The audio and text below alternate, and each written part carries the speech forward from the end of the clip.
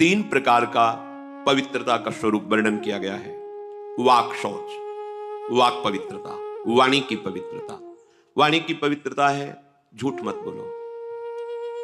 अगर कहीं भूल से अन्यत्र झूठ निकल जाए तो संतों के सामने झूठ मत बोलो, तो उस झूठ का समापन हो जाएगा, नाश हो जाएगा।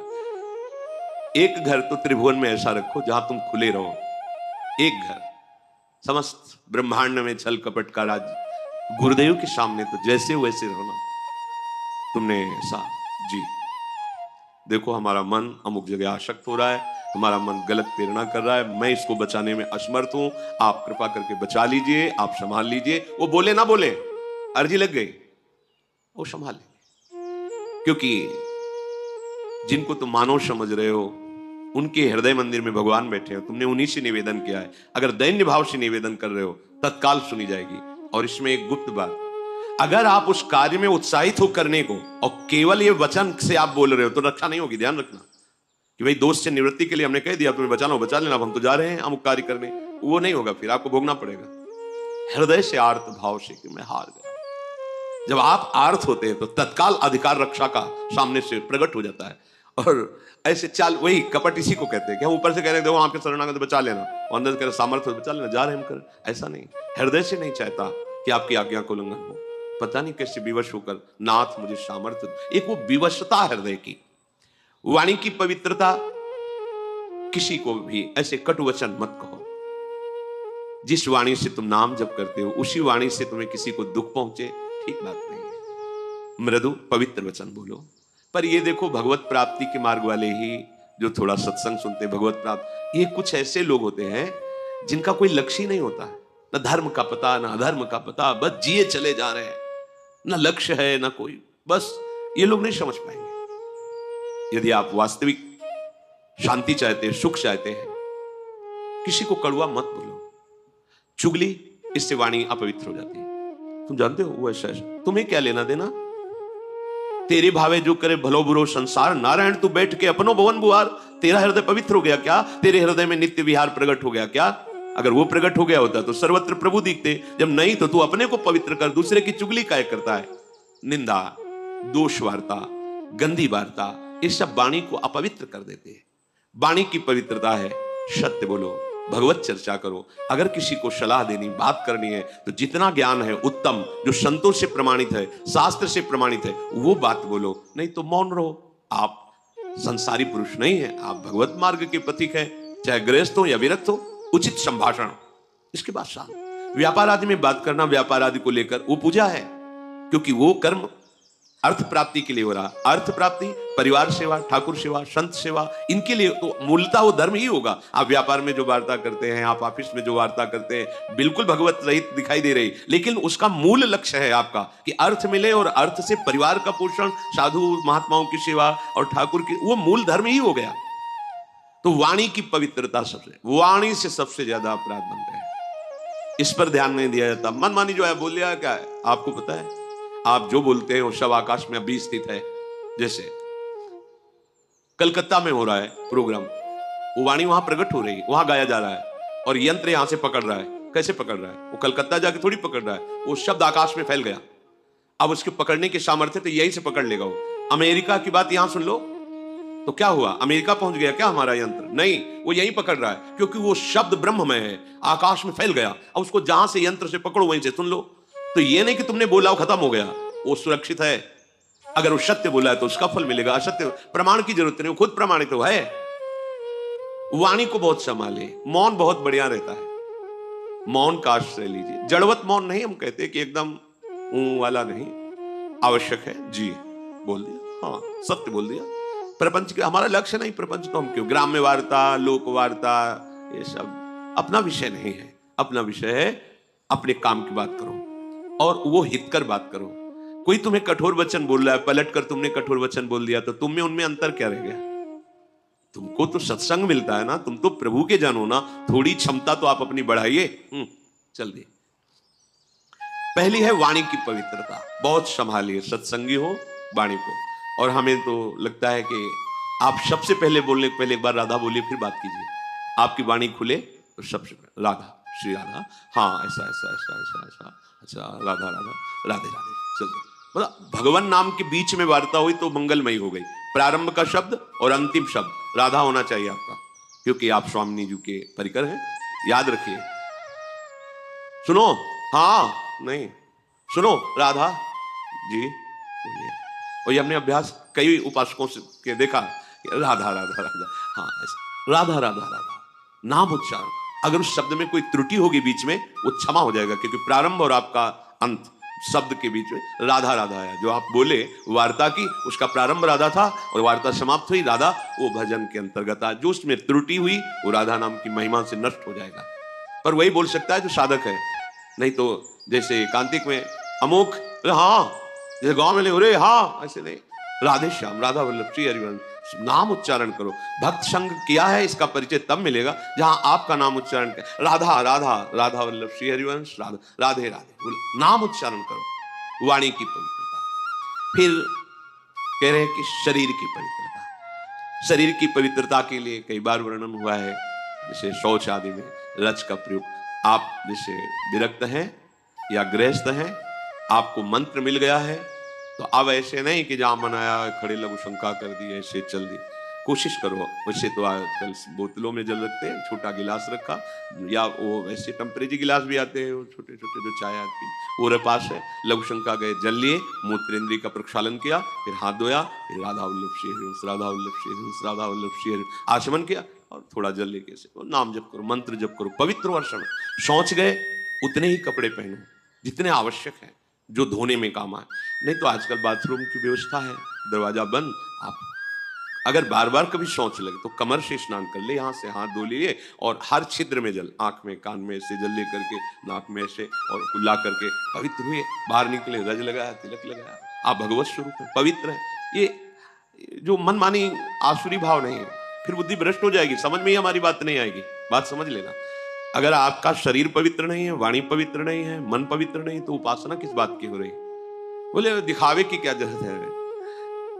ये सब बहिर्मुख लोगों के वचन। तस्मात् शास्त्रम प्रमाणम, शास्त्र आज्ञा कर रहा है। कई बार मन को समझाना पड़ता है। जैसे कोई आप प्रसाद दे दें, मुख में डाल लिया, और जहां मंत्र चलाने की कोशिश करो तो पहले अंदर से अभ्यास आता है, झूठा है, नहीं ये तो प्रसाद श्री जी का लिया है, ऐसा रज हर समय पास, जरा सा ऐसे, जरा सा एक कण भी दांत में लगा कि रज गई।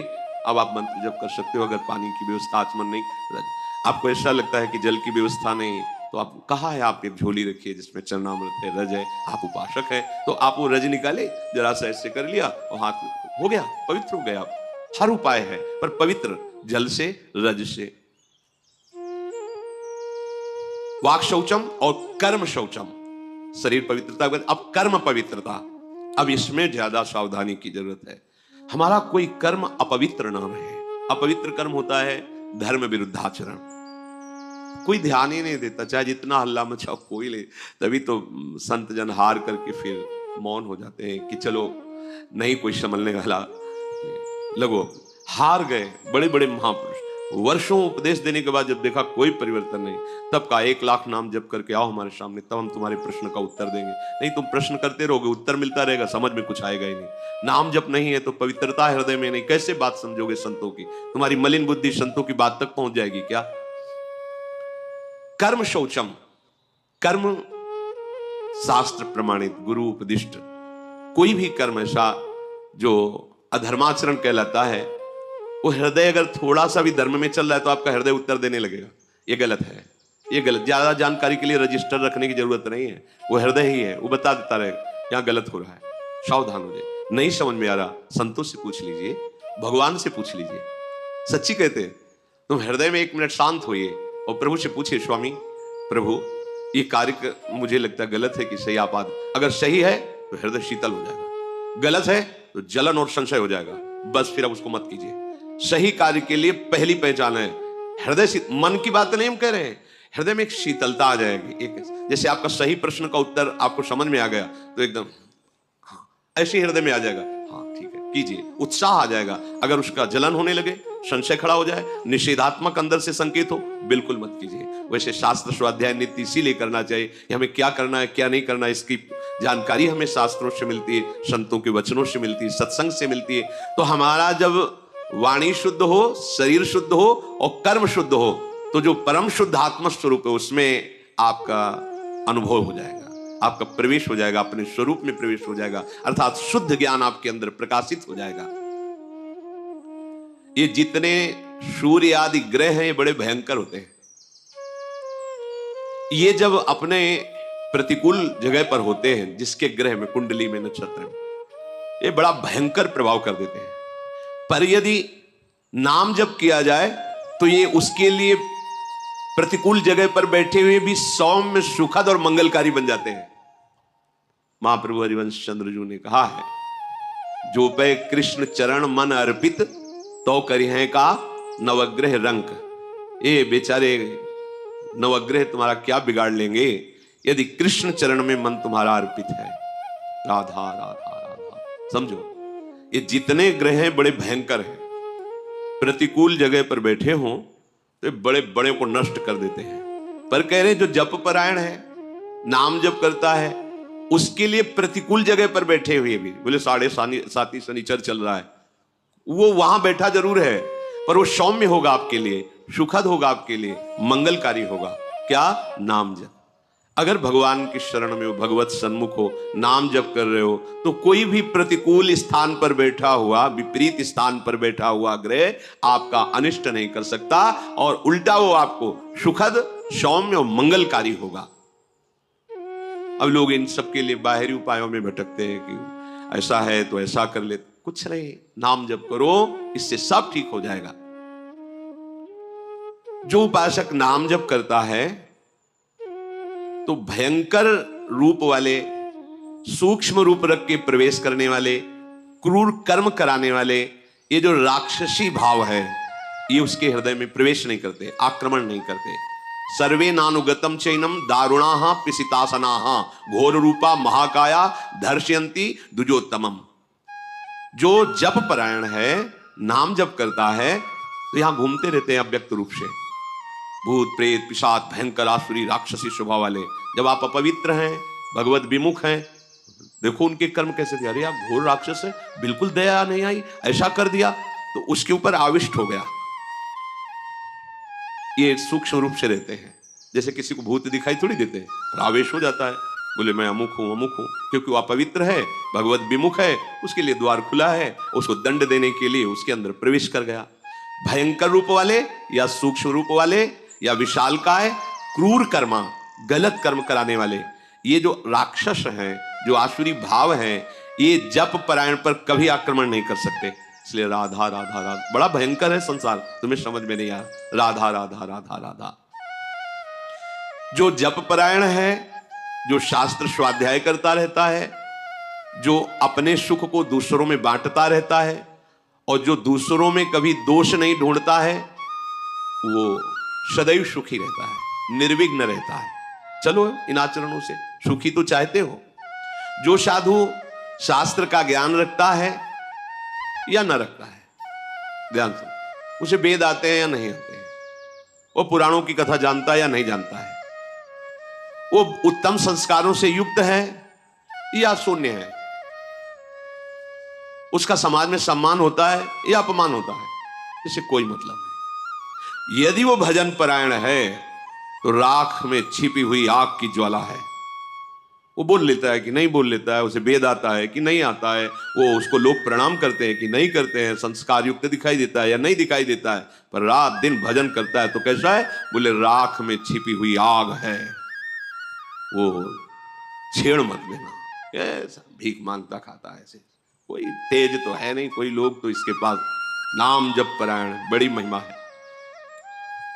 जैसे प्रज्वलित अग्नि श्मशान में भी कभी दूषित नहीं होती, यथा श्मशाने दीप्तौजाः पावको नैव दुष्यति एवं विद्वान अविद्वान वा ब्राह्मणो दैवतम महत्। चाहे विद्वान हो चाहे ना हो, श्मशान में भी आग पवित्र ही होती है, आग कभी दूषित नहीं होती।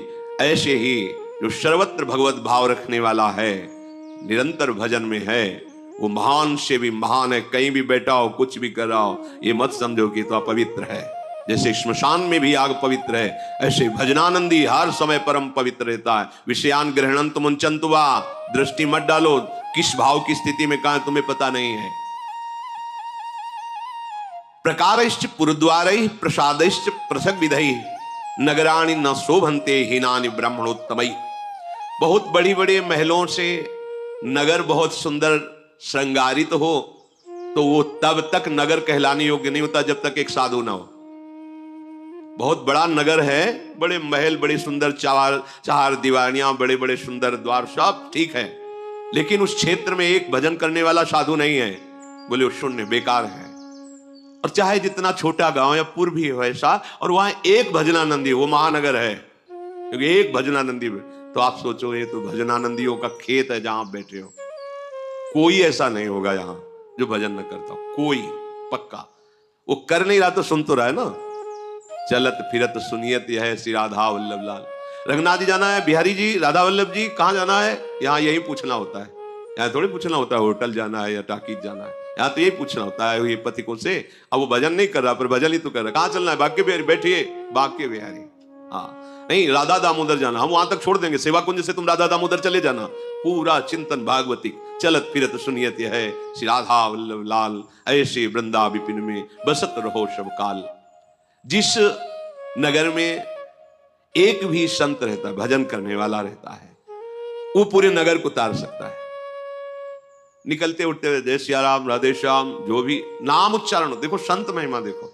आप कहीं भी स्थिति में हो, किसी भी संसारिक स्थिति, सामने साधु दिखाई दे, अगर थोड़ी भी आस्तिकता है तो भले उपहास हो, ए बाबा राधे राधे, राधे राधे भैया। 2 बार तुमने बोला, 2 बार उन्होंने कहा, 4 बार कान में नाम पड़ा, 4 बार मंगल हो गया। एक साधु जहां है उसमें धन्य है वो भूमि जहां साधु वास करते हैं, भजन करने वाले वास करते हैं। प्रजा की रक्षा करने वाला जैसे राजा होता है, ऐसे राजा और प्रजा दोनों की रक्षा करने वाला साधु होता है। इसीलिए पूर्व में जैसे देवराज इंद्र तो ऊपर भगवान बृहस्पति जी, महाराज विदेहराज जनक तो सदानंद जी, चक्रवर्ती सम्राट दशरथ जी तो ऊपर सिंहासन पर वशिष्ठ जी। जहां भी देखो राजा के ऊपर महाराजा बैठा मिलेगा, एक साधु बैठा मिलेगा जो राजा और प्रजा दोनों की रक्षा करता है। मार्कंडे जी कह रहे हैं प्रजा की रक्षा करने वाला जैसे धार्मिक राजा होता है, तो प्रजा और राजा दोनों की रक्षा साधु से होती है। ये संत जन जो भजन करते हैं ना, तो जिसके राज्य में भजन करते हैं उस राजा को, उस राज सैनिकों को अपने आप उनका भजन का हिस्सा जाता है। क्योंकि हम सुरक्षित, अगर हमारे राज सैनिक और हमारे जो शासन विभाग वो रक्षा न करें तो जो क्रूर कर्मा लोग हैं वो भजन न करने देंगे, शांति भंग हो जाएगी। मनमाना आचरण करेंगे तो कैसे भजन कर सकते हैं। उनकी सुरक्षा है, जहां हम खड़े भी नहीं हो सकते, हमारी सामर्थ्य नहीं है, वहां वो अत्यंत कष्ट सह करके पहाड़ों पे जहां ऑक्सीजन सही नहीं मिल रहा, भीषण बर्फबारी हो रही, वहां वो खड़े केवल हमारी सुरक्षा के लिए कि हमारे देश के अंदर कहीं कोई ऐसा अपवित्र भाव वाला, हिंसक भाव वाला कोई प्रवेश न कर जाए, हमारे देशवासी सुरक्षित रहें। तो चाहे गुफा में भजन करो, चाहे समाज में भजन करो, भजन का हिस्सा उनको पहुंचता है, क्योंकि वो रात दिन सुरक्षा में लगे हुए हैं। तो वो कह रहे हैं कि जैसे प्रजा की रक्षा राजा करता है, ऐसे राजा और प्रजा दोनों की रक्षा साधु करता है। जिस नगर में, जिस गुफा में, जहां भी संत भजन कर रहे हैं, ये न समझे कि इनका तो जीवन बेकार, समाज के काम नहीं आ रहे। नहीं, उनका किया हुआ भजन अपने आप विभाजित होता है। भिक्षा देने वाले को, वस्त्र देने वाले को, वास व्यवस्था करने वाले को, प्रणाम नमस्कार करने वाले को, राजा को, राज्य शासन विभाग को हो जाता है, तभी तो मंगल होता है। ये जो बड़े पापाचरण होने पर भी सर्वनाश की स्थिति नहीं आती, उसका कारण ये भजन, जिस दिन भजन करने वाले महात्मा अंतर ध्यान हो जाएंगे, हाहाकार मच जाएगा। क्योंकि फिर दैवी शक्तियां अपने आप, जब वर्षा होनी तब होनी नहीं है, जब नहीं होनी चाहिए तब होनी है, फसल पकी खड़ी है, ओले गिर रहे, मतलब हर प्रकृति उल्टी हो जाती है। पृथ्वी में बड़े तीर्थों का वर्णन किया गया है, पर जो नाम जापक उपासक हैं, नाम कीर्तन करते हैं, भगवत चरणारविंद के आश्रित हैं, इनके जैसा कोई तीर्थ नहीं। मुद मंगलमय संत समाजू, जो जग जंगम तीर्थ राजू। ये चलते फिरते तीर्थराज प्रयाग है। दरस परस अगनास, बास निज संग करो दिन, तीन मुख हरिजस सुनत, श्रवण मानोनत। इनके दर्शन से, इनके स्पर्श से, इनके संभाषण से, इनके वचनों के सुनने मात्र से बड़े बड़े पाप नष्ट हो जाते हैं। पुण्य तीर्थों का बहुत वर्णन है, जहां स्नान दान और नियम पूर्वक करने पर उसका फल मिलता है, पर जो नाम कीर्तन करने वाले हैं, नाम जप करने वाले हैं, भगवद आश्रित जन है, इनके दर्शन से, इनके स्पर्श से, इनके वार्तालाप से जैसी पवित्रता होती वैसी तीर्थों से नहीं। तीर्थी कुर्वंती तीर्थ, ये तीर्थों को भी पावन कर देते हैं।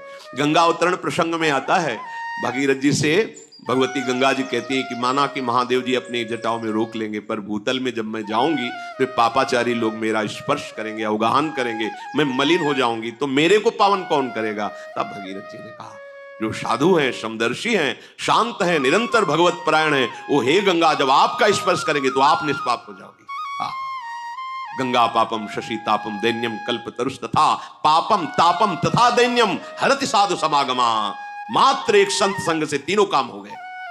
गंगा जी पाप का नाश करती, चंद्रमा शीतलता प्रदान करके ताप का नाश कर, ये सब ताप पाप दरिद्रता जैसे कल्पतरु दरिद्रता नष्ट करता है, साधु संग दरिद्रता नष्ट कर देता है। क्या जब आपको भगवान नाम में प्रीति होगी तो आप सबसे बड़े धनी हो गए।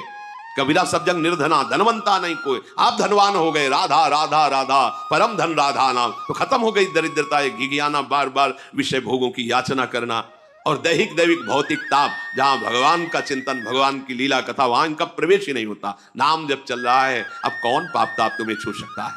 तो कह रहे तीर्थों का बहुत वर्णन है शास्त्रों में, पर यदि कहीं भगवत आराधक संतों का संग मिल जाए, नाम कीर्तन हो रहा है, नाम जप हो रहा है, भगवत कथा हो रही, बोले तत्काल निष्पाप कर देता है। तत्काल संत दरस जी में पातक टरे, बड़े भाग से जब संतों का संग मिलता है, बस वहां अभिमान न करे, वहां ज्यादा अपनी बुद्धि न चलावे, भगवत भाव से बड़े भाग्य मिले, आज मुझे संत समागम मिला, ऐसा। साधु संग मपूतेन वाक्य भाषित वारिणा पवित्रीकृत महात्मानम संतो मन्यन्ति नित्यशः, कि सत्संग से जैसी पवित्रता आती वैसी कहीं से नहीं। पर एक फिर बात, डिबिया में ही पारसमणि रखी हुई है, कहीं दूर नहीं, और डिबिया लोहे की है, पर बीच में रुई का पर्दा है, त्रिकाल में भी सोना नहीं बन सकती।